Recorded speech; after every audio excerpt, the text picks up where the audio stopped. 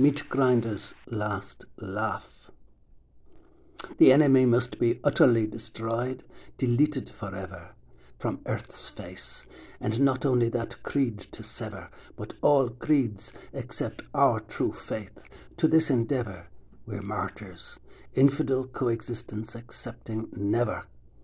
Should our people suffer to extinction in the process, it matters not, for in the end, great Lord, will assess us as chosen ones, all paradise benefits as our success, those others in deepest hell to salvation no access. Bigoted fundamentalist fanatics slur on us they cast, but we'll be radiantly happy throughout eternity vast. With right-thinking comrades, as foretold by prophets past, our superior status through aeons on high will last.